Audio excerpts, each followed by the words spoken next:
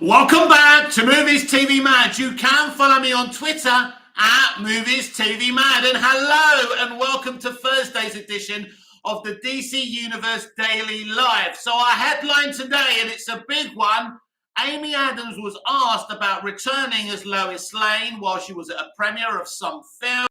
She said WB have not approached her. She'd be happy to play the role again.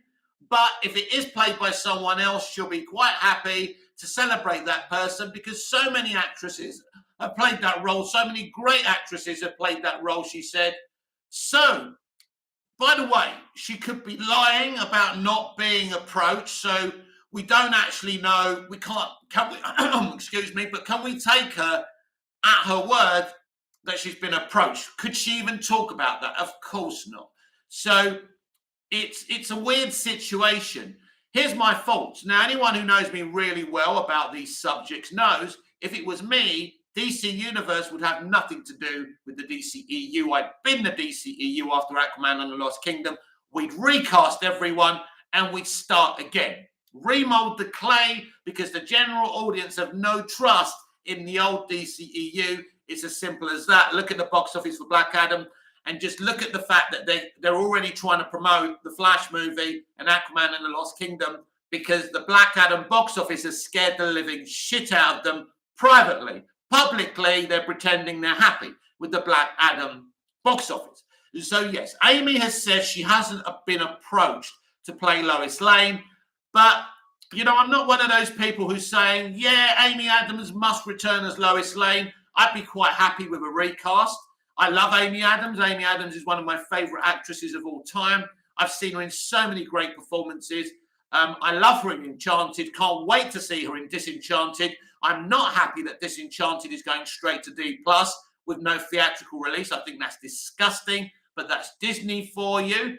But yeah, I love Amy, but I'm not going to die on the Amy must return as Lois Lane hill. You know, for me, we need to start again. That's not necessarily going to happen. I'm not like Home of DCU or the Flash Film News. I don't spread bullshit about things that I want to happen and like wrap them up as facts. You know, we've got to live in the real world. We're not in charge of what's going to happen. All I'm saying is, you know, Amy's saying she hasn't been approached. Again, she could be lying. You know, she wouldn't be able to tell a reporter that she's definitely playing Lois again because she's not been given permission to do so. So she could be coming back, right? She may not be coming back, right? But I'm going to take Amy at her word for now because once someone says something, you have to. That's kind of my background. That's how my belief system works. So let's just pretend that Amy isn't lying and she hasn't been approached to play Lois Lane by WB. I think if she hasn't been asked at this point, then she ain't coming back. Because as I say, James Gunn and Peter Safran have been working on their Bible and their plans and their blueprint for the past 5 or 6 months secretly, right? Even though James always says, well, give us a chance. We've only been here a few weeks. Well, you've been doing this job for longer than that unofficially. And we both know that, James, and I understand why you can't say that's a thing. But, you know, if you've nearly finished the DC Universe Bible, you ain't just been doing that for 2 weeks. Because if you have, we really are in trouble. But no. Of course, they've been working on this basically for all of 2022 secretly. So, yeah, I would say that this kind of lends the fault that the next Superman movie isn't a Man of Steel movie and it's some kind of maybe big reboot or soft reboot. Again, I'm okay with that. I'm fine with that. I like Man of Steel. I like BVS. I like the DCEU mostly. But we keep on saying this every single day. It just doesn't work for the general audience. The general audience are key. This is a business, not a charity. Things that I repeat every day because people are hard of hearing. You know, I don't know what they're going to do. People say to me, yeah, I think Pattinson should stay in his own universe. Again, I'm not invested in, you know, I'm happy for Pattinson to join the main universe, but I'm happy for Pattinson and Reeves to stay in their own bubble as well. I don't mind. I don't know why people are so triggered about this either way, right? Nobody officially has even hinted that Pattinson and Reeves are joining the central universe. Where we just know that there's this DC universe and they want mostly everything to connect. So people are adding two and two as usual and kind of getting the wrong kind of number at the end of the equal signal, right? It's kind of a thing that we have to live with, that we're not in charge of this situation. Of course, we can talk about our wants and needs, but we can't spread them as truths like Home of DCU do, right? I will continue to follow them just in case they do have some information, but I don't think they actually know anything, and they're full of shit. All they're good for is shilling Ezra Miller. Short circuit, Nina Dobrev would be good choice for Lois Lane. I've got a better one for you, right? For Lex and Lois, right? Grab the lady who plays Daredevil's love interest. I saw her in an interview with Michael Rosenbaum, forgot her name, right? Get her as Lois. She's also got red hair. And get Vincent D'Onofrio as Lex Luthor. Boom, let's go. I've heard of the name Nina Dobrev, but I can't picture her face. But yeah, grab those Daredevil people. Grab them, right? Grab Vincent. Grab the girl, grab the lady. She's tall, beautiful, a brilliant actress. She would be a great Lois. She's literally playing Lois Lane anyway in fucking Daredevil. And they haven't even asked her to come back at this point. So it doesn't look like they're going to use her, which is good news because I think she's great. She would be one of my top picks to play Lois Lane. That's my ambition. Start again. Amy Adams is a great actress. She's going to continue being a great actress. But she tried her best with what she was given to play Lois Lane. I think her best portrayal of Lois Lane and the best script for Lois Lane was in Man of Steel. I didn't particularly enjoy what they were using her to do in BVS, and I thought she was a fucking simp in the Snyder Cut. I really did. I didn't think she was the strong, powerful Lois. And, you know, Lois Lane isn't a simpering fool. Yes, she'd be upset that Superman's dead, but she'd be out there chasing the stories like she's in the death of Superman, right? She would still be inspired, right? Here's the thing. So she ain't really Lois Lane. It ain't her fault. She would have been a great Lois Lane if she was given the tools to be a great Lois Lane. The relationship in Man of Steel is set up all wrong because Snyder and Goyer and Nolan didn't care about the romantic relationship.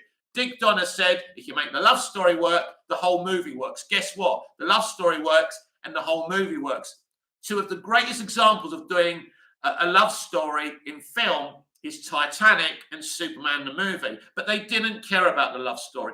And, you know, Lois Lane isn't just merely a love interest. She's intelligent, she's strong, she's independent, she cares about people. She uses her talent as a journalism to expose the right people. She's a brilliant character. And when you get her right, she's just as heroic as Superman and Clark. But they didn't, I don't think they cared about Lois that much. I think it was cool in Man of Steel. At least they put her in the adventure. She was involved. She wasn't just someone who needed saving. And I feel men and women will need saving at some point in their lives. It's not just women who need saving. We all do. So if I'm falling out of a plane, I ain't going to be offended if Superman saves me, right? Shouldn't be an issue. But, yeah, short circuit. Will they have Lois Lane in DCU? They can show the relationship between Wonder Woman and Superman, right? They could do that, but I think people would be very upset if there was no Lois Lane. They could go that way, and that's fine. I don't mind that. But you do need a Lois Lane. You can't have a DC universe without Lois Lane. That would be absolutely toxic, short circuit. So you don't have to have them having a relationship straight off the bat. You can do different things, of course, but Lois Lane, whoever's playing her. Now, I'm going to be clear again, like I always say, I'm not here for actors. I love actors. I'm an actor myself. I love actors, right? But I'm not here to stand actors or stand directors, right? I'm here for DC. I want DC to be the best it can be. And if that means binning the DCEU, binning all these actors that have already played these iconic characters so well and starting again, I'm fine with that. If Matt Reeves wants to stay in his own bubble, that's fine. But if Matt Reeves is happy to join the DC universe and this new franchise, spanning one story in different platforms, I'm happy again.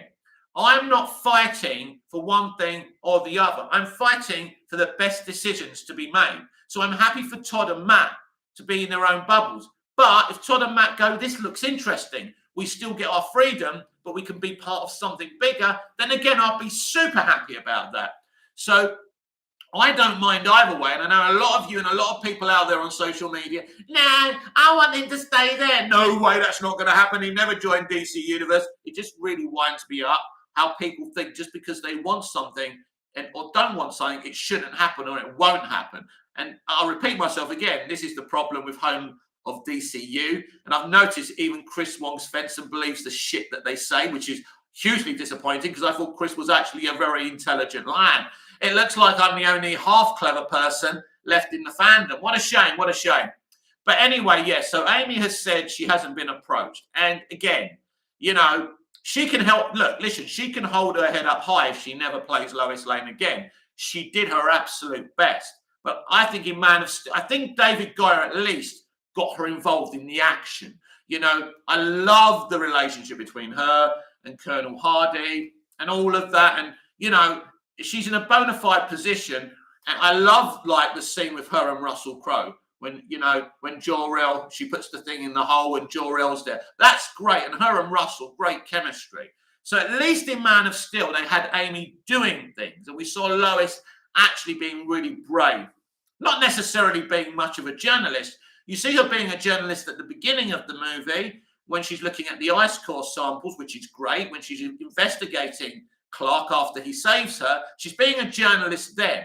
But then when Clark tells her about what happened in the tornado sequence, she stops. She lets go of being a journalist a little bit, and she actually falls for this guy and feels kind of bad, you know, having to make this gripping choice of whether to let your dad die or respect his wishes and allow him to die. So, yeah. So, you know, I think in Man of Steel, at least there's a semblance of something Lois Laney. But I think in the other two movies, she was let down. That's my opinion. But because she's so good, she makes any old shit look good. That's why her episode in Smallville, she, you know, that was voted one of the worst episodes of season 1. I mean, I kind of like it, to be honest, but she made it bigger than what it was. That's about a young teenager suffering with an eating disorder, you know, lack of a body confidence. So it's actually a really big episode. And she made that real for me. And coming from a guy who hasn't got a great body, right, and has always been ashamed of his body, you know, things like that made me take my top off on Instagram and start dancing and things like that and people mocking me. But I don't care. So I do the body confidence as well. And that's the thing. I've got a shit body, but I want to inspire people to say, do you know what? It doesn't matter if we don't go to the gym. It doesn't matter what we look like. It's what's in here. That's what matters. It's what comes out of your mouth. It's what's in your heart. It's what's in your soul. That's what matters, because as you get older, you will lose the looks. You will lose the looks if you're good looking. But what's in here stays. And if it's empty in there, you ain't got nothing to offer the world. And that's sad. Short Circuit, you've seen Flash, right? Yep. I've seen a very early test screening. So I haven't seen the actual film because it's not a completed film. But yes. How did you like that without, I mean, how general audiences who don't have knowledge of comic book Flashpoint will treat the movie? I think people who like the DCEU will be very, very excited because it's like a coming together thing.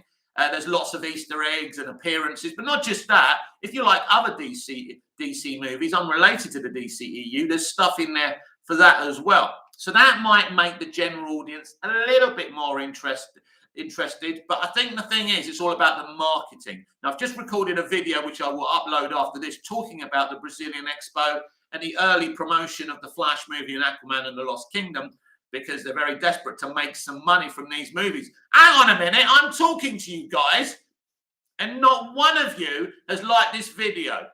Very disappointing. Anyway, like the video, please. I would be very appreciative of that.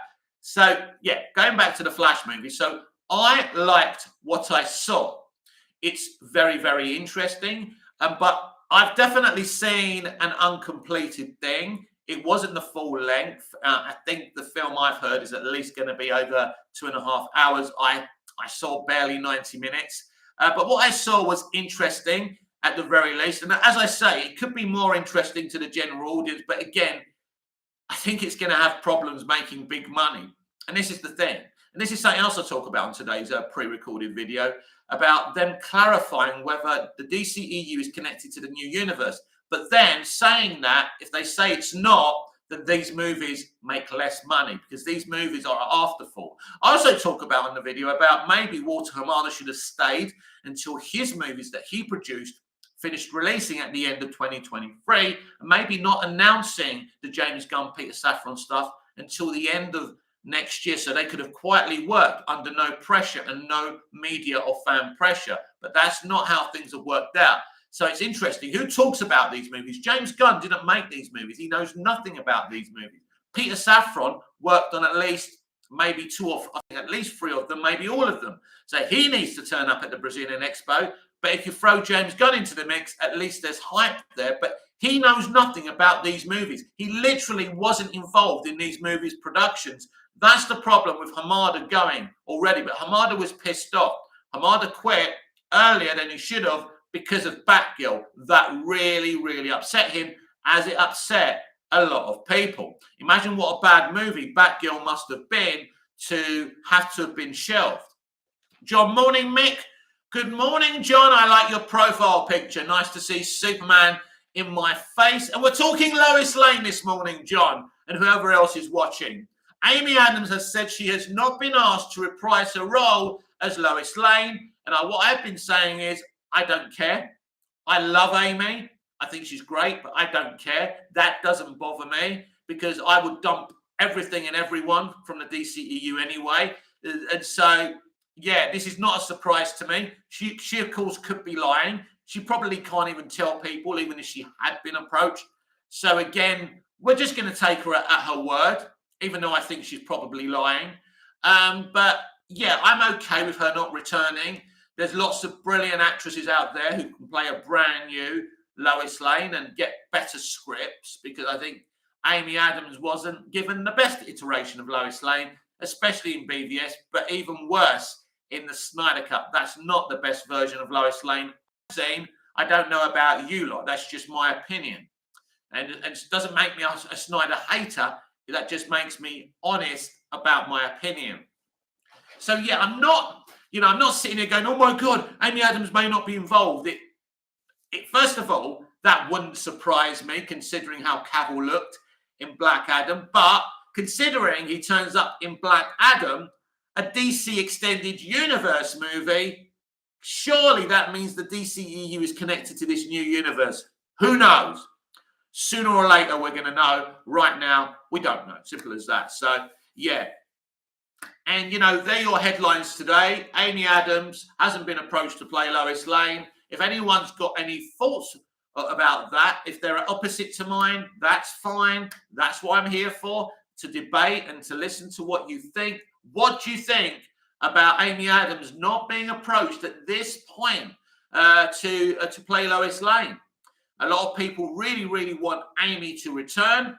I don't think there's anyone who doesn't want Amy to return. I'm not saying I don't want Amy to return. I'm just saying I'm not bothered.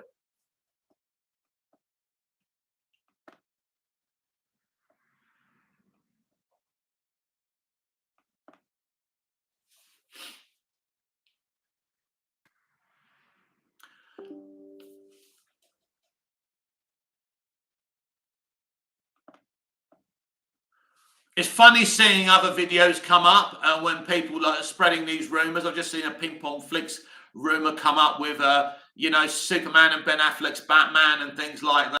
It really is funny to see people reaching for these things because that's what they want. And it's still funny to see all these rumors flowing about. And, there really isn't a good source for DC talking about DC. I actually think I'm a cool source to talk about DC because I'm very measured. I have my opinions, of course. I have very strong opinions, but I don't believe what I want should happen.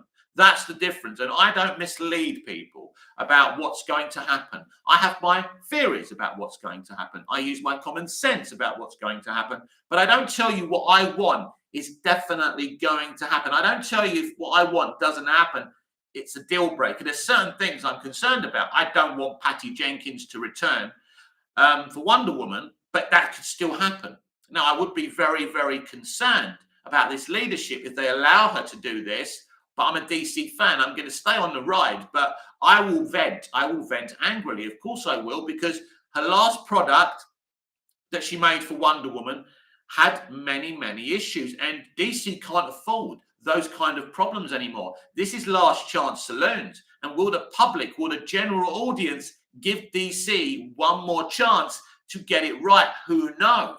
Because the DCEU was given multiple chances to get it right. Man of Steel, BVS, Suicide Squad, Wonder Woman was called, Justice League wasn't. That really broke the general audience, didn't it? But then they came back for Aquaman. That tells you something, that they're ready to consume something that they like. The box office tells you that people liked Aquaman. I tell you what, someone go and find out what the cinema score was for Aquaman, because I don't have a device in front of me right now. But if someone can Google what was the cinema score for Aquaman, I'd be very, very much appreciative, because it's interesting. It'll be interesting what people thought of the movie. But when a movie gets $1 billion globally, it means everyone's going back to see it. $1 billion is the magic number. It's not just about that $1 billion.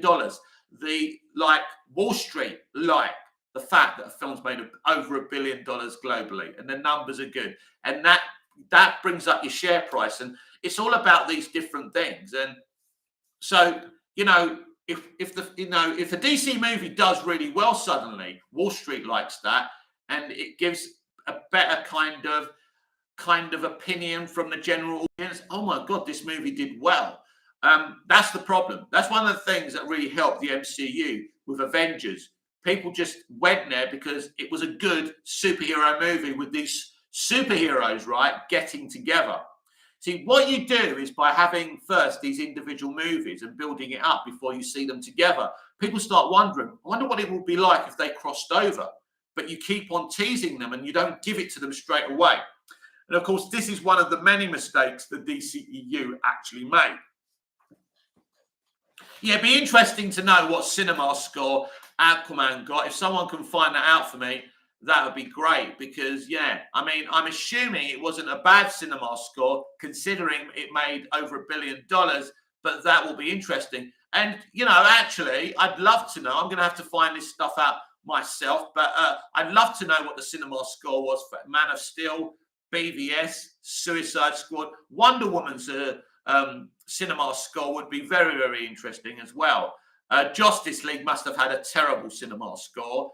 A Shazam cinema score would be interesting as well.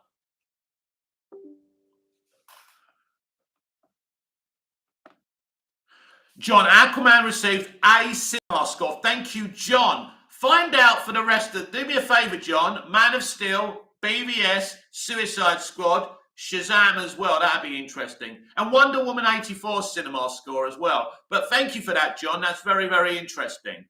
So Aquaman is the one, I think, maybe, that, I don't know, Wonder Woman may have had an A score, I don't know. But Aquaman may be the only DCEU movie with an A score. That's interesting. James Gunn's The Suicide Squad score would be very interesting as well. But, that tells you everything. Because a film doesn't make over $1 billion if people don't like it, right? They don't. Because you got... To make over $1 billion, people have to keep on going back. That's not just first-time viewers, right? So that's what the magic $1 billion kind of box office globally tells you, that people like this so much, they kept on going back to it. So it was an amazing success, but it's a one-off success. And it tells you that people liked it. They liked the fact that the color palettes were bright, that the costumes were comic book accurate. They loved how Atlantis looked. They just loved the film. They loved Amber as Mera. They loved Jason as this kind of, different type of looking Aquaman, but still a great Aquaman. They like the fact that he's humble, that he doesn't believe he should be a king. That's why he should be a king, as Mera says to him. That always makes me tear up, that moment. It's a really good film. The movie, the music, the score by Rupert Gregson-Williams, who is, to me, kind of just as good as Hans Zimmer and Junkie with his music. I can't believe they didn't use him for the Flash movie. Dumb. Can't believe they're not using him for other stuff as well. But who is it? That guy who did Black Adam. I really liked his score as well. That's one of the top. And the great thing is about those kind of scores, they stick in your mind. A lot of scores, these are the ones in the MCU, kind of don't stick in your mind. I mean, obviously the Avengers theme sticks in your mind, but I can't think of many other themes. I mean, the Spider-Man theme the MCU have given him is pretty cool as well. But yeah, so that tells you something. That tells you something. That even though like someone like Collider said that Aquaman was a mess of a movie, most people didn't agree. I think most of the reviews were pretty solid, and people went to see that movie. It's a bit of a look, what it tells you is that people didn't see that as part of a franchise. They didn't judge Aquaman as part of a bad franchise. They got excited for it. What they did, they saw the marketing and they liked what they saw in the trailers. The trailers obviously excited them. And I think that not everything in Justice League was a disaster. It was clear that people, I think Jason Momoa was well received as Aquaman in Justice League. I think maybe he's better. He's the only Justice League members that actually is better in Justice League than in the Snyder Cut. And that's controversial, and I'm sure people are going to start, recording this video and, screenshotting it and making a mockery out of me, and that's okay. I just think he had that, I don't know, I think he was a more fun character in Justice League. And I look at him in the Snyder Cut. Snyder didn't really spend much time with him. He spent more time with the other characters, kind of ignored Aquaman a little bit. That's part of the problem. John, Wonder Woman 84 matches Suicide Squad and Birds of Prey with B+ cinema score. How the fuck is Birds of Prey got a B+ cinema score? That's a joke. Because it didn't make, normally a B+ would be making kind of more like Black Adam, wouldn't it? That's interesting. B+ for Wonder Woman 84. That's insane. That really is insane, isn't it? That's a shock. But at this moment in time, John, with your research, there's only one A-score movie in the DCEU, and it's the movie that made $1 billion. I think Joker may have been A-. I think, I'm not, if I remember rightly. But yeah, very, very, very interesting stuff. But of course, the problem is the cinema scores are interesting, but ultimately what the studio cares about is how much money. And if the DCEU had consistently made money, right? So if Man of Steel made $1 billion, if BVS made $2 billion, Suicide Squad, they must have been happy with the money. Wonder Woman was, again, pretty good. Justice League, forget about. Aquaman, huge. But the box office in the DCEU is so inconsistent. And look, that's part of the problem.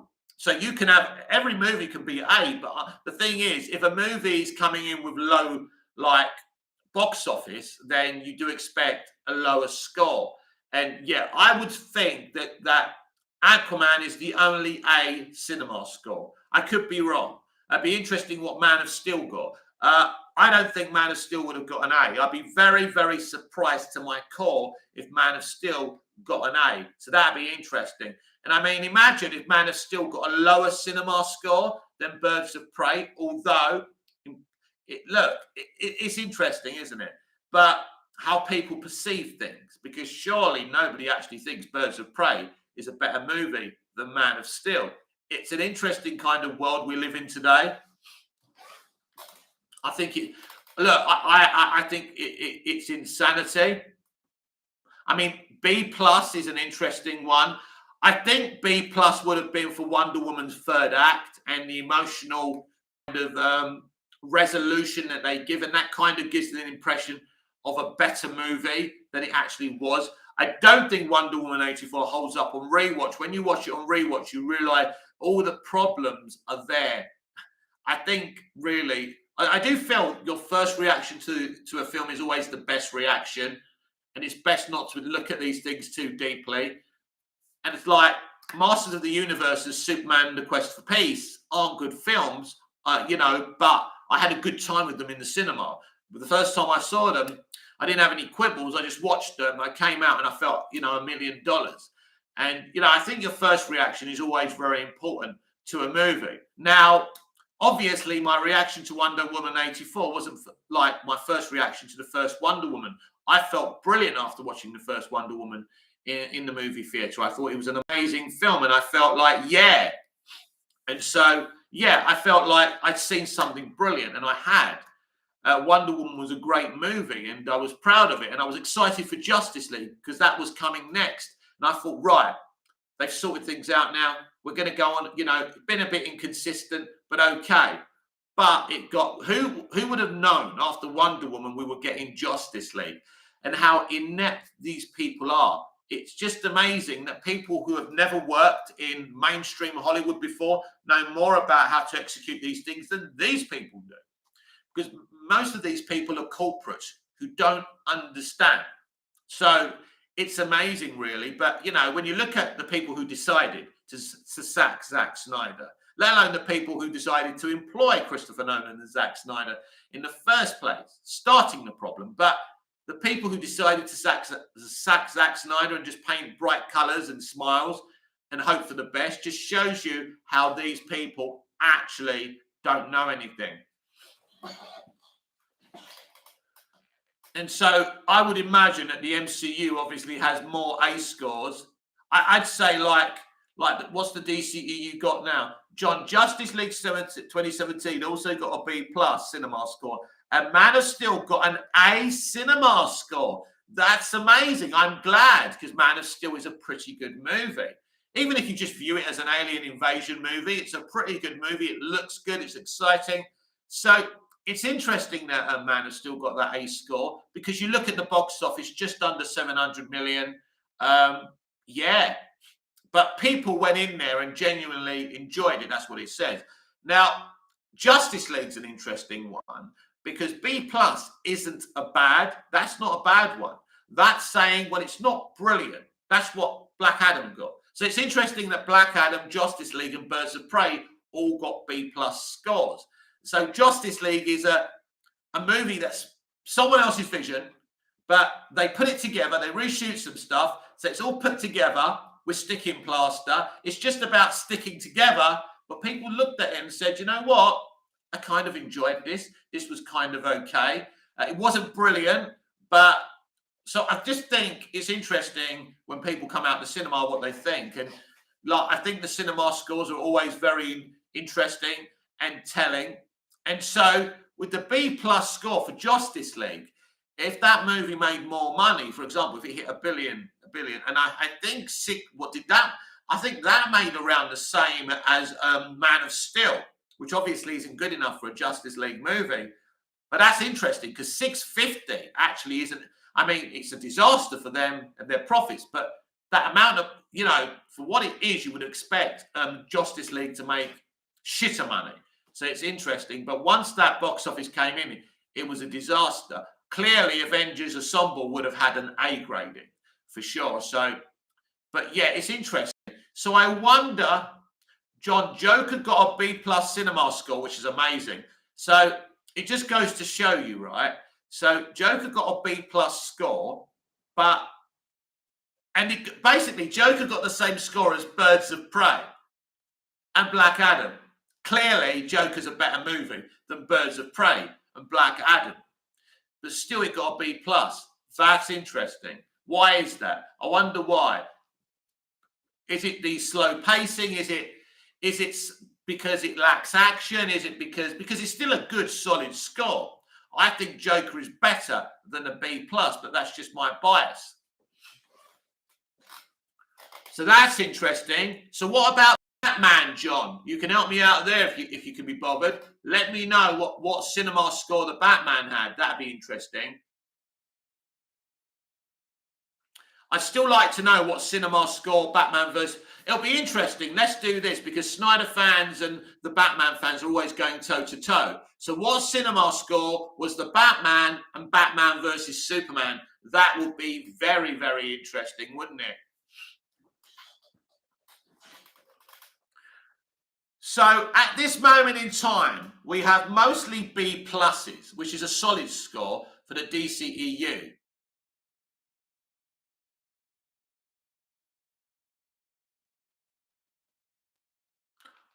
So basically, as I say, mostly B plus. So this is not excellence, but this is not disaster. So it'll be interesting. I mean, you would have thought that Justice League would have had a C, but I wonder if the DCEU or modern DC movies have ever had a C. So like it looks like B plus is the lowest that it comes. So very, very interesting. I think that Wonder Woman would have got an A score personally. But you see, it's interesting to see what people think of these movies. This tells me that people go into DCEU movies, and a couple of them have been A's, of course, as we can see. But the lowest we can see here is B plus. So people are going in saying, "Do you know what? That was okay. It wasn't brilliant, but it was good. I had a good time." Right? And I think this is what people were saying with Black Adam. Look, I enjoyed Black Adam. Some people are saying it's a mess. It just looks like it's a condensed, stuck together movie. I can understand that. John, the Batman got an A cinema score. Thank you, John. So, look, that's interesting, isn't it? A $750 million movie made $100 million more than Man of Steel. Took a lot less to make the Batman than it did BVS and Man of Steel. So, it making 750 while Batman versus Superman made $100 million more doesn't really matter. Batman versus Superman probably cost $250, $300 million to make and promote. So 850 ain't enough, right? They didn't put those two characters there to make 850, right? No matter what biased people say. The Batman cost, forget about the COVID delays, but the Batman actually cost to make around 100 million. So we're talking about 150 million at most, which is nothing, right? With the COVID delays. So that's 750, perfect. That's the solid start.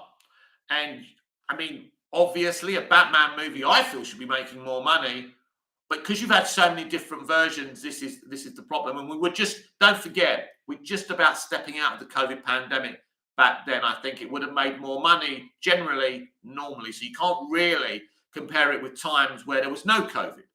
So 750 million was very good for the Batman, and an A score, perfect. No wonder Zaslav says Matt Reeves can do whatever the fuck he wants. They were clearly happy with that money and how audiences felt about the movie. What about Batman versus Superman, John?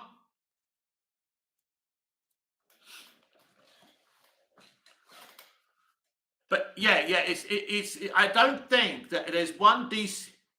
Yeah, so BVS and thank you, John. John, BVS earned and a B. So again, B, a straight B, not B plus. That's amazing. So what we can see from these DC movies is that not one of them has gone below B plus. I can't see a B minus score there anywhere. So Aquaman got an A. He made $1 billion. That's understandable.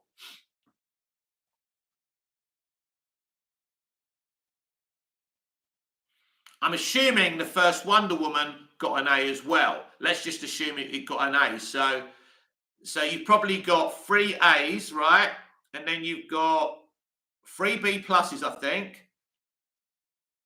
The Batman got an A as well, not part of the DCEU, but we're talking about modern day DC movies because that's what we're heading in. So again, so it's going to be very. So I think, although most of them did consistent, solid box office, but not brilliant box office, because this is a huge IP. They want $1 billion per movie, right? With the exception of Shazam. Shazam would have got away with it because it cost so much little to make. But they want to make a lot of money. They want a huge brand that people come into for every project, right? So the box office, like Man of Steel, is not what a Superman film should be making. But in terms of money, solid, but not brilliant, and they wouldn't have been happy with that. Although if you look at like superhero comic book origin adaptations at that time, Man of Steel was pretty competitive, but not brilliant. BVS, for what it cost and who was in the movie, didn't, at the end of the day, they saw that as a disaster. Suicide Squad was great. They liked the box office, but the response again was toxic. The studio came out and said they didn't know what to do because they couldn't carry on like this. Wonder Woman got an A, and that made around 800 million at the box office. Again, pretty decent. Again, I think Wonder Woman, like Batman and Superman, should be bringing in $1 billion in normal times. And obviously Aquaman in its billion, and but you have got a couple of flops. I mean, Birds of Prey and James Gunn's The Suicide Squad are officially financial disasters. No question about that. Wonder Woman 84 didn't make a lot of money in cinemas, but we'll never know the reality of what it would have made because of the pandemic. Because when Wonder Woman 84 was released Christmas of 2020, we were deep into COVID, and you can't judge that box office. So some actually really good, solid cinema scores. So we've got like 3 A's in modern day DC movies. So that's interesting. But the box office mostly solid, but not terrific. So they need to create something solid. So it'll be interesting to compare this when these DCU projects start happening and seeing what happens with the box office and things like that. So my motto is that a comic book franchise should be celebrated in its live action. When you celebrate it, people will come. They don't mind a darker film as long as you're honest about it. They never lied about that The Dark Knight was going to be a darker film. It's all in the fucking title as well, right? Logan, there was some honesty in the marketing. BVS pretended its film was going to be something it never was. And people felt betrayed because people went to the cinema to see a big fight. John, James Gunn, The Suicide Squad got a B+. Again, a B+. Makes sense for the kind of box office it made as well. So there's no C scores. I can't see any C scores. That's amazing. That really is amazing to think that the DCEU hasn't got one C. That's good, considering we class the DCEU as an absolute disaster as a franchise. And as a franchise, it makes no fucking sense. But the films are pretty solid and brilliant. Some of the films are absolutely brilliant. So that's interesting. So people have been quite kind. The audiences have been quite kind. The box office has mostly been solid. A couple of disasters, 3 disasters: Justice League, The Suicide Squad, and Birds of Prey. So yeah, but they've only $1 billion movie, right? So that can't be allowed. You can't. Look, we're not talking about a little IP. This isn't everything everywhere all at once. This is DC, and they paid a big money for DC. And they paid like these people to make movies so they can make lots of money. As I keep on saying, it's not a charity. And so, yeah, basically the DCEU is a solid franchise rather than a disastrous franchise. But as a franchise, it doesn't have many continuing strands. It doesn't really work. It's a mixture of different visions, and it is what it is. And we will see what they do going forward. So thanks for that, John. Thanks for your assistance. Really enjoyed talking about that because it is interesting to see. I mean, look, I don't really take cinema scores and Rotten Tomato scores that seriously. I mean, if you look at Rotten Tomato scores, and we can do that next time, we're not good. And this is the critics. So is it important what they think? Right. I don't take what they say seriously, but audiences do go to Rotten Tomatoes and do look at reviews before they go and see movies, right? So Black Adam, rotten score. MOS, rotten score. BVS, rotten score. I think Suicide Squad got a rotten score. I think Wonder Woman would have been fresh. Justice League would have been rotten. Aquaman would have been fresh. I think Shazam was fresh.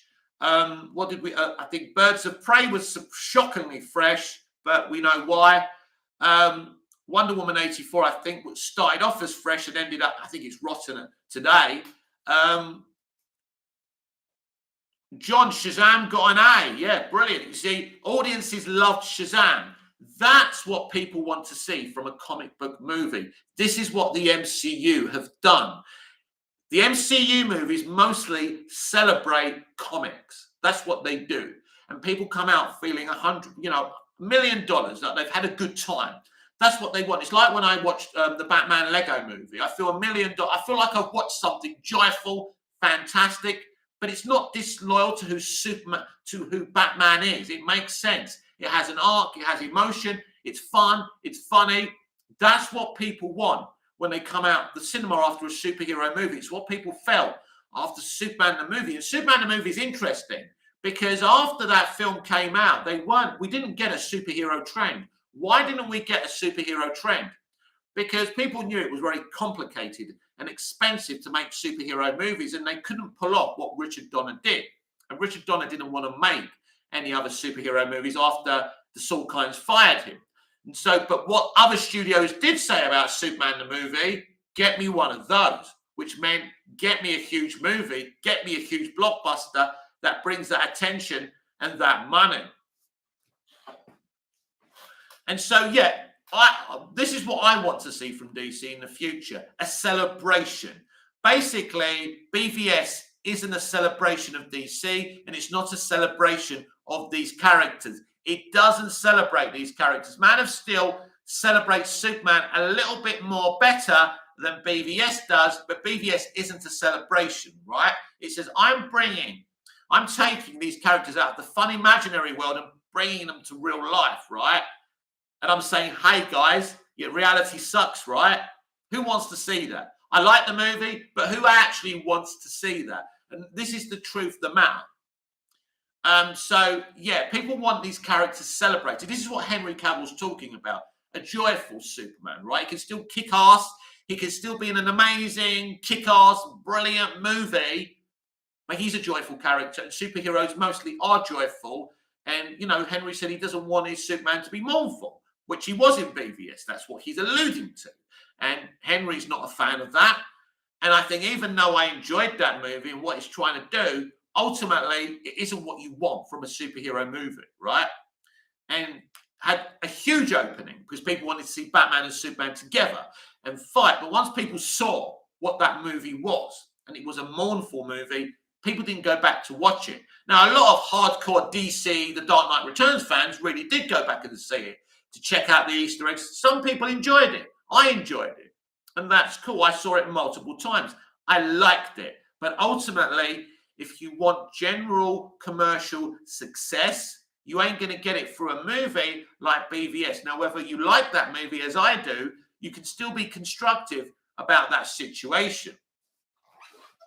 And this was the damage that Man of Steel did to the DCEU. It just is, you know, Snyder loves deconstruction. He likes The Dark Knight Returns. He likes Watchmen because they deconstruct these characters. But people don't want to see that. People don't want to see Batman branding people. You know, they want Batman and Superman to be compassionate. You know, that's an important part of these characters' mythology. And, you know, it's a very interesting thing. And it's something I was watching an episode of Doctor Who yesterday, the Twice Upon a Time. And the two doctors are together and they're talking about compassion. Oh, no, sorry. It wasn't Twice Upon a Time. I did watch that. But I was watching Spider-Man No Way Home. And, you know, Andy Garfield talks about his Spider-Man after the woman he loves dies. And not MJ, the other one, right? And he says he basically wasn't holding back anymore. And, such a good movie. Such a good movie. I was, you know, Spider-Man No Way Home is so good. I say it's one of the best superhero movies. I put Spider-Man No Way Home up there with The Dark Knight. I'll tell you why. It has a great beginning, middle, and ending. The middle continues from the ending of the other film, brilliant. But then we build up like the unit of Aunt May, Peter, you know, Happy and all of that. Then everything starts going to shit. And then Aunt May dies. We have that dark middle bit. So good. So good. It's an Obi-Wan dying moment, isn't it? And then we get the third act where Peter is so angry. We've never seen Tom's Peter like that before. And it's so compelling. And then at the end, he has to say goodbye to his friends and MJ. So it's a tragic ending. I like that. I like that they've kind of taken Peter back to his roots, living in a shitty apartment, not much money, having to take pictures probably for the Daily Bugle. And of course, nobody's going to remember that he's Spider-Man. And what I like about this film shows the consequences of what happens if everyone knows who you are as a superhero. So I love it. I love it. You know, I'm not the biggest of MCU fans. I admire some of the films, and I enjoyed some of the films of the past. I actually don't think Phase 4 is a disaster. There's a lot of things from Phase 4 I actually like. But the whole point is Spider-Man No Way Home. You don't have to be an MCU shill or a fan. You can just watch Spider-Man No Way Home. It's kind of an origin film in a way, and it's really good. It works. You've got great Doctor Strange in there. You've got Willem Dafoe. Jesus Christ, they're pulling villains out from different universes. That's how you do a multiversal movie. And, you know, I wouldn't hold my hopes up on the Flash movie being that as good as that. Because if people actually love the Flash movie like they did Spider-Man No Way Home and get excited for it, then, yeah, it's going to make a lot of money. And that will be a good thing for the franchise. But it's that film's I'm very interested how people are going to receive that film with Ezra Miller, because if he comes across well, you know, what does that say about his future? It's so interesting what they're going to do about Miller, because James Gunn, David Zaslav, Peter Safran, all these people, DeLuca have inherited such a shit situation, and if they actually turn shit into gold through this situation, I have to applaud them. Because many have tried and made the situation worse in the DCEU. So these guys and girls can actually, you know, as I say, turn shit into gold. It will be absolutely amazing. So we've had a really healthy, good, fantastic discussion today on the DC Universe Daily. I'm going to wrap it up now, but it's been great. Our main headline this morning is that Amy Adams confirms that she has not been approached to reprise her role as Lois Lane, and my response is to that. I love Amy Adams. She's a great actress. They asked her how she feels about Henry Cavill being back. She was so excited and happy. She loves Henry. They had a great relationship while they worked together. You'll remember the Ice Bucket Challenge and all of that in the BTS. Great stuff. I'm not bothered if she doesn't come back as much as I love Amy. I would rather the whole thing gets rebooted. I don't think that's what's going to happen, by the way. I have my doubts, but what do I fucking know anyway? But I would love a total thing from start from fresh would be the best thing for this franchise. I don't know if they're going to have the balls to actually do that. We'll have to wait and see. So I'm not loyal to any actor. You know, if Henry Cavill didn't return and they were casting someone else, I wouldn't have been upset about that. As much as I love Henry as a person and as a Superman, at the end of and I would have thought, unlucky Henry, you know, you made your 3 movies though. It's better than nothing. People know you're a great Superman. I just think, and when you look at Henry Cavill coming back, it kind of hints to you that maybe everyone else is coming back as well. And what does that mean for the future? And how are they going to do it? Same universe, new timeline. You know, how is that actually going to work? Henry Cavill is back. That's a madness. So could they do one last DCEU movie with Henry Cavill and start from scratch? I don't know. I don't know what they're planning, but I can't wait. John, catch you later, Mick. Yes, John. Yes, John. You will definitely catch me later. So this has been the DC Universe Daily Live here on Movies TV Mad. I am Mick, your host with the most. Just ask your girlfriends and your wives, please like, share, comment, subscribe, hit the notification bell so you never miss this beautiful perfection. And I'll catch you again in the next video. Until we see each other again, goodbye, au revoir, auf Wiedersehen.